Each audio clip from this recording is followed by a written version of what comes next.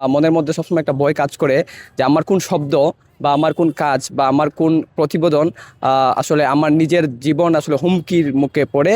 এবং একটি দেশের গণমাধ্যম যখন বাধাগ্রস্ত হয়, সেই দেশের গণতন্ত্র, সেই দেশের সুশাসন সবগুলোই কিন্তু আলটিমেটলি বাধাগ্রস্ত হয়। এটা হয়েছে, এটাও কিন্তু সরকারের পক্ষ থেকে যদি অনুমতি না পাইতো, তাহলে পুলিশ কিন্তু এইভাবে এত ন্যাক্কারজনক হামলা করতে পারতো না। যারা এই গণমাধ্যম কর্মীদের টুটি চেপে ধরে তাদেরকে আসলে আইনের আওতায় নিয়ে আসা হয় না, তাদেরকে কখনোই বিচার করা হয় না তাদের।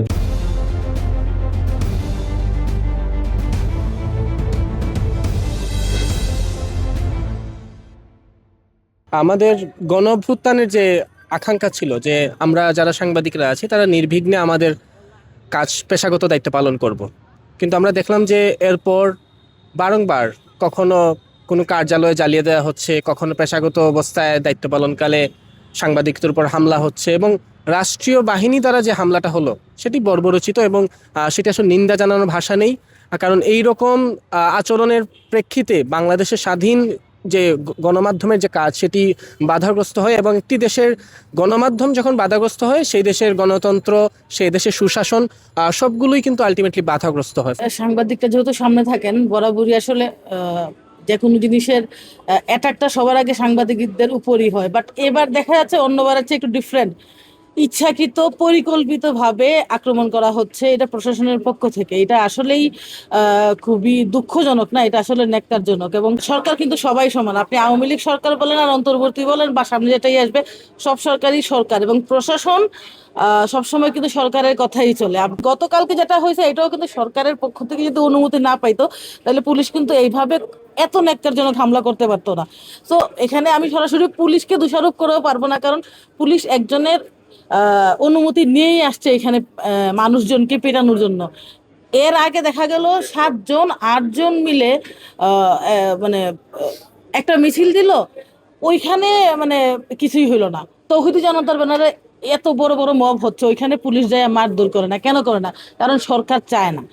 এখানে সরকার চাইছে তোমরা যায় মাইরা এসো, পুলিশ মারছে।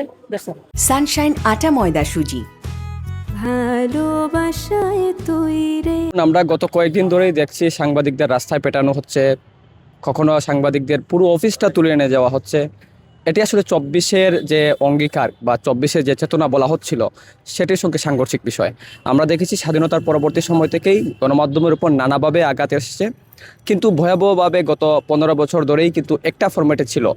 24-এর পরবর্তী সময়ে, 24-এর গণঅভ্যুত্থানের পরবর্তী সময়ে আমরা আশা করেছিলাম, আমরা যারা গণমাধ্যম কর্মী, বিশেষ করে একেবারেই তৃণমূলে আমরা যারা কাজ করি, মফস্বলে কাজ করি, আমাদের একটা প্রত্যাশা তৈরি হয়েছিল আমরা হয়তো স্বাধীনভাবে কথা বলতে পারবো, আমরা হয়তো আমাদের কলম চালাতে পারবো, আমরা যাতে মাইক্রোফোন নিয়ে আমরা সব সমালোচনাই করতে পারবো। কিন্তু সেটি তো হচ্ছেই না, বরং মনের মধ্যে সবসময় একটা ভয় কাজ করে যে আমার কোন শব্দ বা আমার কোন কাজ বা আমার কোন প্রতিবেদন আসলে আমার নিজের জীবন আসলে হুমকির মুখে পড়ে।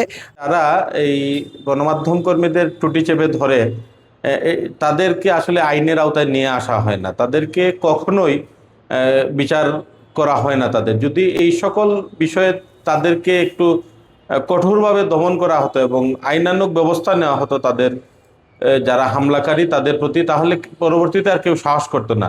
তো আমরা আশা করব যে যারা এই ধরনের কর্মকাণ্ড ঘটাচ্ছেন বা করছেন, তারা যেন ভবিষ্যতে আর সাংবাদিকদের উপরে হামলা না করেন, এবং কেউ যদি হামলা করে তাহলে আমার মনে হয় যে সাংবাদিকদের উচিত তাদের উপরে মামলা করে আইনের কাছে সুপর্দ করা।